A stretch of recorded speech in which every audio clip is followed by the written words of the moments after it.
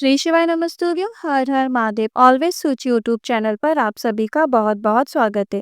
इस चैनल पर हम आपको पंडित प्रदीप जी मिश्रा द्वारा बताए गए उपायों को सरल और आसान भाषा में समझाने का प्रयास करते हैं। आज हम वीडियो में बात करेंगे 14 तारीख को मकर संक्रांति है या 15 तारीख को मकर संक्रांति है, इसके बारे में बताएंगे। साथ ही कब पुण्यकाल तिथि है, मतलब किस समय आपको स्नान दान करना है, क्योंकि मकर संक्रांति का पर्व है, इसमें स्नान की बहुत अधिक महत्वता होती है। साथ ही दान की भी किया जाता है, तो आपको किस समय दान करना है, किस समय जब आप दान करेंगे जिसका पुण्य आपको अधिकता में प्राप्त होगा, वह भी आज वीडियो में बात करेंगे। साथ ही आज के इस वीडियो में हम आपको 5 मकर संक्रांति से जुड़े विशेष उपाय की जानकारी देंगे, जिसे आपको मकर संक्रांति के दिन करना है और करके अधिक से अधिक लाभ प्राप्त कर सकते हैं और वर्ष भर फल की प्राप्ति कर सकते हैं। गुरुजी पंडित प्रदीप जी मिश्रा के द्वारा बताए गए सभी उपायों को चलिए जानते हैं।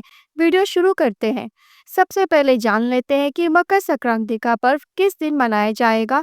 14 जनवरी को मनाया जाएगा या फिर 15 जनवरी को मनाया जाएगा। मकर संक्रांति में सूर्यदेव के गोचर करने पर मकर संक्रांति का पर्व मनाते हैं और इस साल सूर्यदेव का गोचर मकर संक्रांति में 14 जनवरी को सुबह 9:03 पर होगा और उसी क्षण सूर्य को मकर संक्रांति होगी। मकर संक्रांति में उदय तिथि की मान्यता नहीं है, इसमें सूर्य का मकर राशि में के गोचर के समय की मान्यता है। तो ऐसे में मकर संक्रांति के पावन पर 14 जनवरी मंगलवार के दिन मनाया जाएगा, ना कि 15 जनवरी को। देश भर में मकर संक्रांति 14 जनवरी को मनाई जाएगी। 14 जनवरी को मनाना ही उत्तम है, जैसे कि मकर संक्रांति की पारी और इस दिन हमें स्नान करने का और दान करने का पुण्य फल प्राप्त होता है।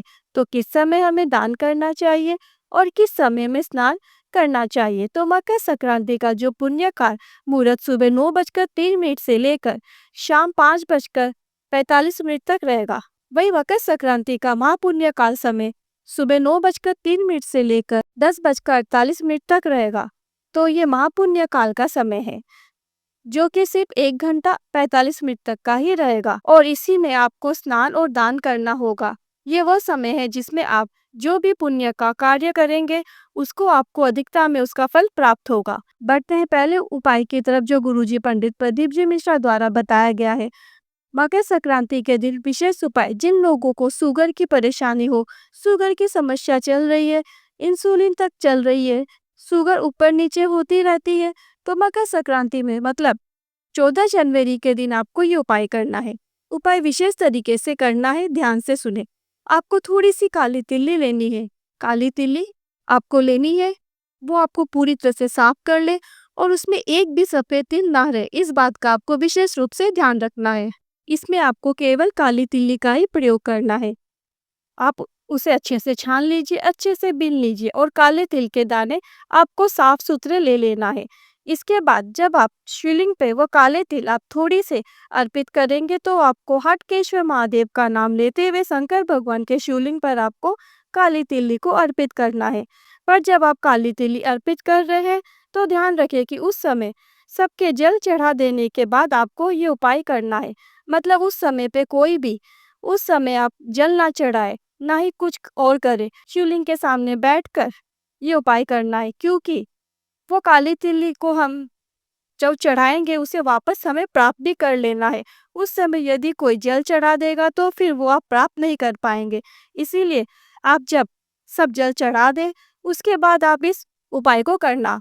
तो ध्यान से सुनिए। सबसे पहले थोड़ी सी काली तिल्ली आपको शंकर भगवान के शिवलिंग पर अर्पित कर देनी है। अर्पित करते समय आपको हाटकेश्वर महादेव का नाम का स्मरण करते हुए अर्पित करना है और इसके बाद वही शिवलिंग के सामने बैठकर आपको हाटकेश्वर महादेव के नाम का जाप करना है। आप उंगली से भी 108 गिनकर कर सकते हैं, चाहे तो रुद्राक्ष की माला से भी कर सकते हैं। आपको 108 बार हाटकेश्वर महादेव का नाम का जाप करना है। इसके बाद जो आपने काली तिल्ली चढ़ाई है उसमें से आपको थोड़ी सी काली तिल्ली प्राप्त कर लेना है। इसके बाद अगले दिन से 3 दिन तक सुबह खाली पेट आपको इस काली तिल्ली को थोड़ा थोड़ा करके खा लेना है। चबा चबा कर खा लीजिए, बस आपको सुबह खाली पेट में ही आपको खा लेना है और हाटकेश्वर महादेव का नाम लेते हुए आपको काली तिल्ली को खाना है। शुगर आपकी ऊपर नीचे नहीं होगी, लेवल में आ जाएगी। बहुत ही आसान उपाय है, सरल है।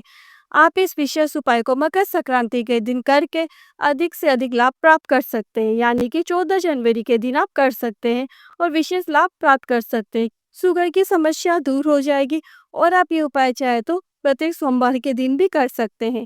बढ़ते हैं अगले दूसरे उपाय की तरफ।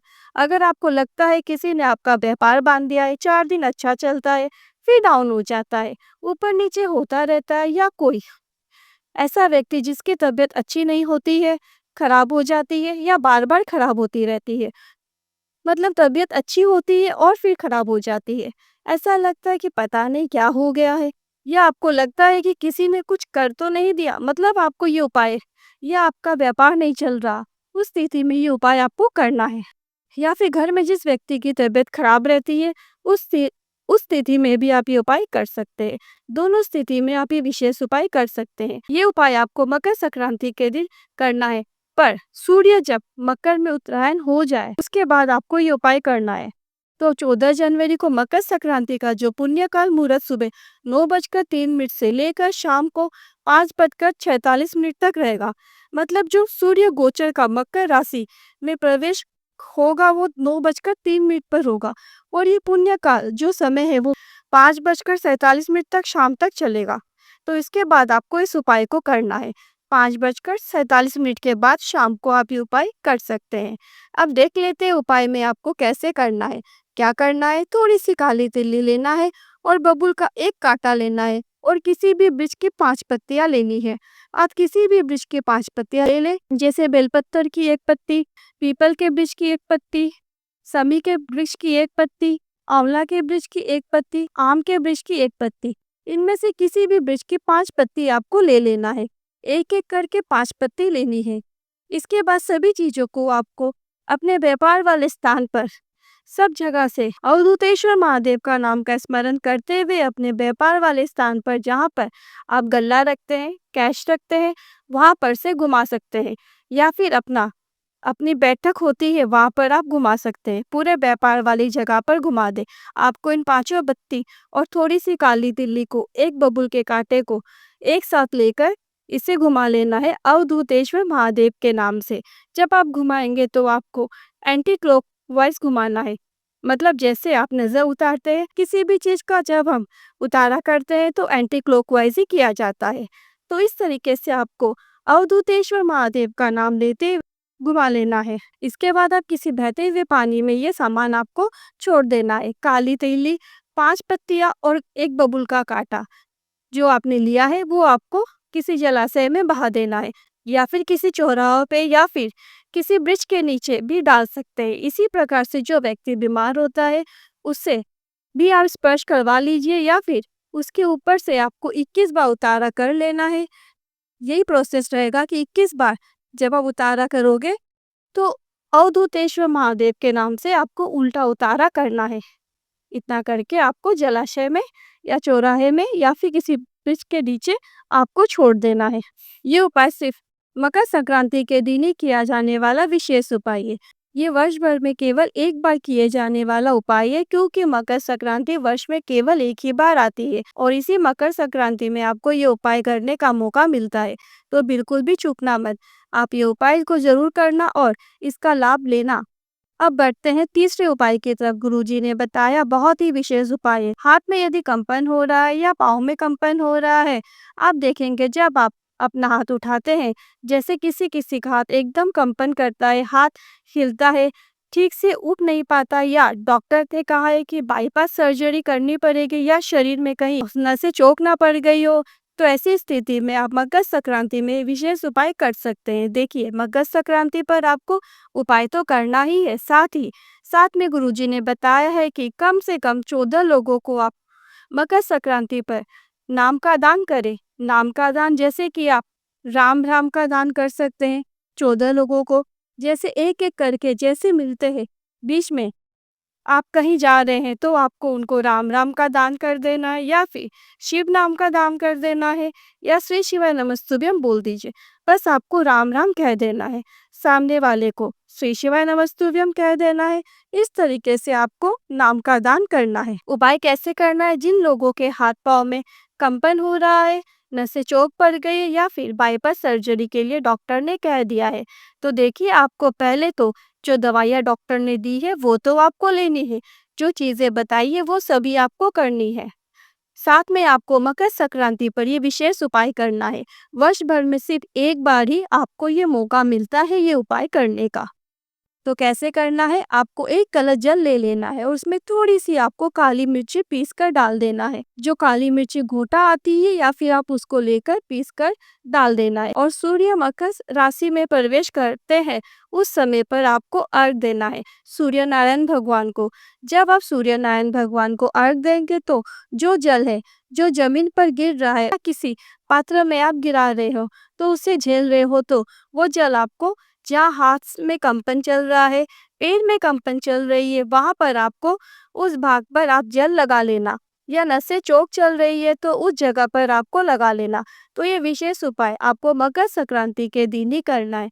सिर्फ एक बार आपको ये उपाय करना है। गुरुजी ने कहा है 3 3 से 4 महीने में आपको लाभ ज़रूर देखने को मिलेगा। और मकर राशि का दिन शंकर भगवान की पूजा का भी विशेष दिन माना गया है। गुरुजी पंडित प्रदीप जी मिश्रा के द्वारा बताया गया बहुत ही सरल और आसान उपाय है।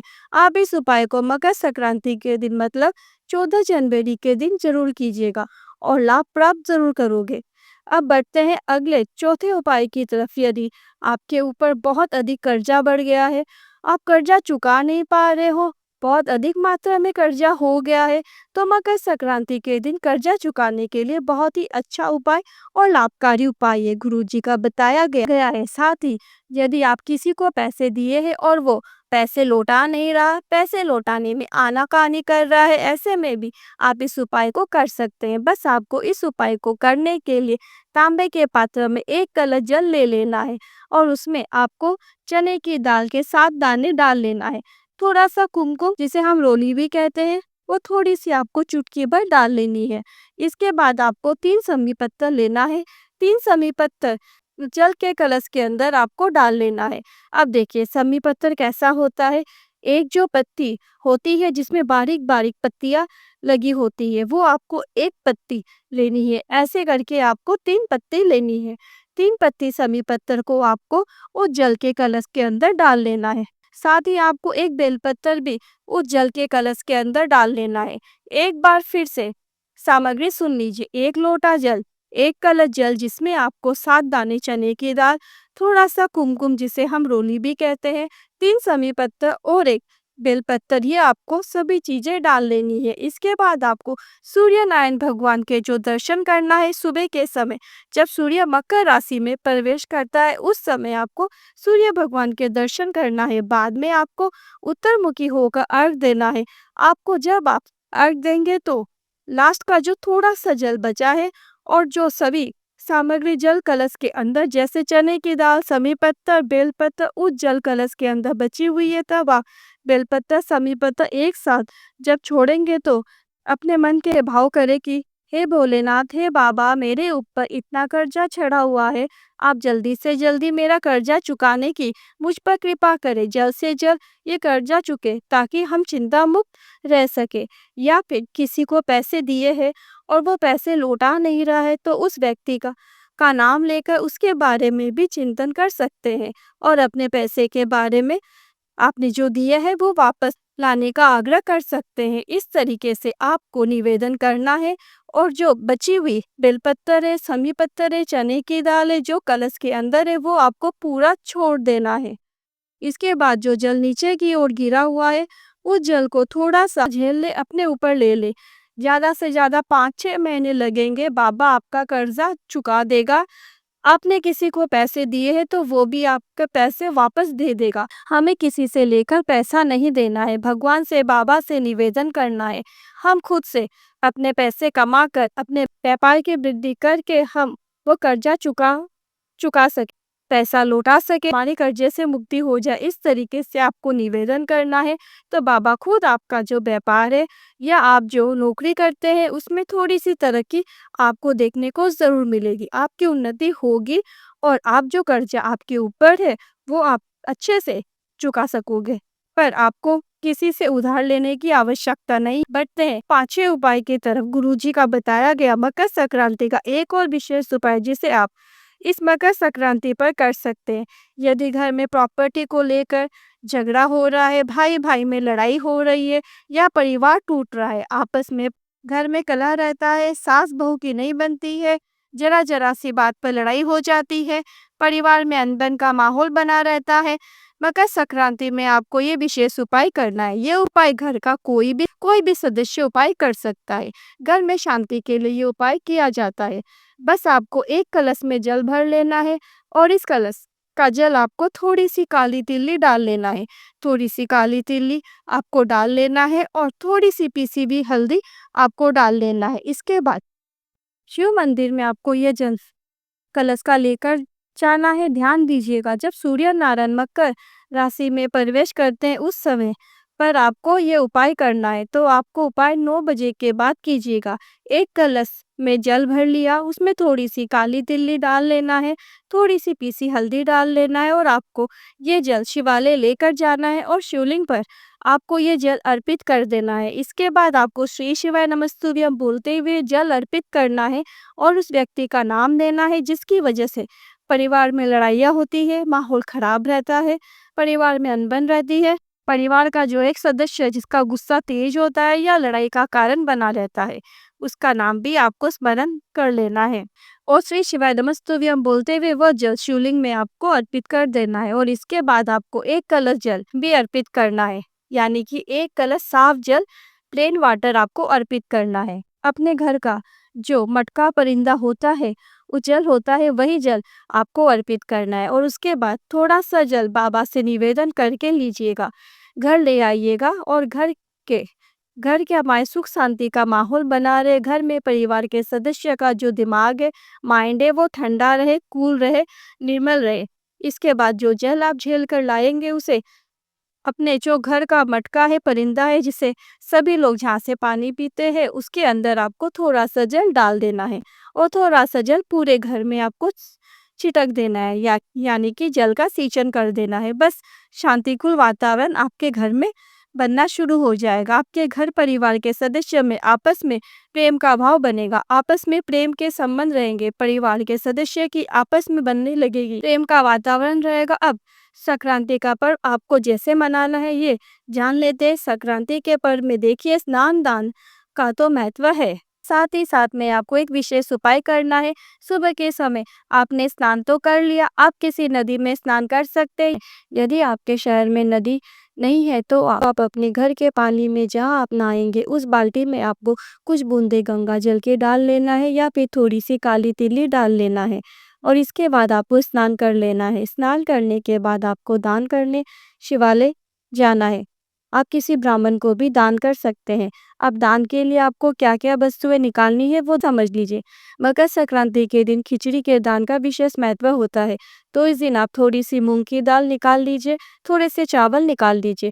आपको ये दोनों चीजें मिला लेना है और उसका आपको सीधा सामान आपको दान करना है। इसके अलावा आप थोड़ा आटा ले सकते हैं, नमक ले सकते हैं, तेल ले सकते हैं, घी ले सकते हैं, कुछ सब्जियां भी ले सकते हैं, आलू ले सकते हैं, टमाटर ले सकते हैं। इस टाइप की कुछ भी सब्जियां आप दान करना चाहते हैं तो वो आप इसमें आप दान कर सकते हैं। साथ ही कुछ फल भी आप ले सकते हैं और इस दिन गुड़ और तिल्ली का दान का भी बहुत विशेष महत्व है। तो आप एक गुप्त लक्ष्मी वाला उपाय भी करना है, जिसे आप यदि ये उपाय कर लेते हैं तो आपके घर में कभी भी कोई बड़ी बीमारी प्रवेश नहीं कर सकती, यहाँ तक कि कैंसर जैसा बड़ा रोग भी आपके घर में प्रवेश नहीं कर सकता। तो इस दिन आपको गुड़ और तिल्ली का जो लड्डू बनाते हैं उस लड्डू के अंदर आपको कोई भी एक सिक्का, 1 का, 2 का, 5 का या 10 का या 20 का कोई भी सिक्का आपको उस लड्डू के अंदर डाल देना है। जैसी आपकी इच्छा हो वैसे आप गुप्तदान रूप में कर सकते हैं और इस तरीके से जब आप खिचड़ी का दान करते हैं तो उसमें कुछ भी सिक्के या कुछ रुपए आप अंदर छुपा कर रख सकते हैं, दान कर सकते हैं। इस तरीके से दान का बहुत बड़ा महत्व होता है। दान का जो पुण्य का फल होता है वो हमें अधिकतम में प्राप्त होता है। जो आप दान के लिए जो वस्तुएं निकाली है, जैसे जो खिचड़ी निकाली है, उसके अंदर भी आप एक सिक्का रख सकते हैं या कुछ पैसे जो आप देना चाहते हैं दान के लिए दक्षिणा के रूप में वो आप रख सकते हैं। उसके साथ ही आपको ये लड्डू भी रख देना है। या आप ये सामान नहीं निकाल पा रहे हैं तो किसी कारणवश तो आप लड्डू अकेला भी दान कर सकते हैं। इसके अलावा आपको 14 लोगों को नाम का दान करना है। आप कुछ नहीं कर सकते, आपकी कोई सामर्थ्य नहीं है, किसी भी प्रकार का आप दान नहीं कर सकते, तो आपको अपने मुख से 14 लोगों को भगवान के नाम का दान करना है। नमः शिवाय या राम राम, श्री शिवाय नमस्तुभ्यम, हरि कृष्ण, जो भी नाम आप चाहे 14 लोगों को आप अपने जो इष्ट है उनके नाम का दान जरूर कीजिएगा। संक्रांति पर किए जाने वाला जो दान है उसका पुण्य हमें बहुत अधिक में मिलता है। ज़्यादा से ज़्यादा भगवान का भजन कीजिए, दान कीजिए, पुण्य कीजिए, स्वस्थ रहिए। तरीके से आप मकर संक्रांति का पर्व मना सकते हैं। घर में भी धन संपदा बढ़ती है। आपके परिवार की घर में सुख शांति का माहौल आपको देखने को मिलता है। इसके अलावा आप इस दिन सूर्य भगवान को अर्घ जरूर दीजिएगा। कम से कम आप एक कलश, जो तांबे का कलश है, अपने घर का जो जल है मटका का, परिंदे का, उसमें से आपको एक कलश जल भर लेना है और उसमें थोड़ी सी काली तिल्ली, रोली, कुमकुम और थोड़े से अक्षत के दाने डाल देना है। डालकर आपको सूर्य नारायण भगवान को इस दिन अर्घ जरूर देना चाहिए।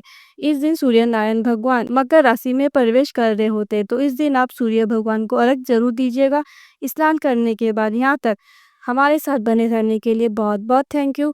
मेरे द्वारा दी गई जानकारी जरा भी हेल्पफुल लगी हो, जरा भी उपयोगी लगी हो, तो अधिक से अधिक लोगों के साथ शेयर करें। यदि उपायों से जुड़े आपके मन में कोई क्वेश्चन है, कोई क्वारी है, तो आप कमेंट बॉक्स के जरिए पूछ सकते हैं। आपको शीघ्र अतिशीघ्र जवाब देने का पूरा प्रयास किया जाएगा। वीडियो को पूरा देखने के लिए बहुत बहुत थैंक यू। अब यहाँ तक आए हो तो कमेंट में महादेव का कोई सा भी प्यारा सा नाम जरूर लिखे। वीडियो कैसा लगा, हेल्पफुल रहा है तो मुझे कमेंट करके ज़रूर बताइएगा और वीडियो को लाइक ज़रूर कीजिएगा ताकि हमें भी मोटिवेशन मिलता रहे कि हमारी मेहनत जो है सफल हुई है। तो कमेंट ज़रूर कीजिएगा और व्हाट्सएप ग्रुप, इंस्टाग्राम सभी के लिंक डिस्क्रिप्शन के अंदर है और साथ ही साथ कमेंट बॉक्स में पिन कर दिया गया है। आप आसानी से ज्वाइन कर सकते हैं। मिलते हैं अगली वीडियो में। श्री शिवाय नमस्तुभ्यम, हर हर महादेव।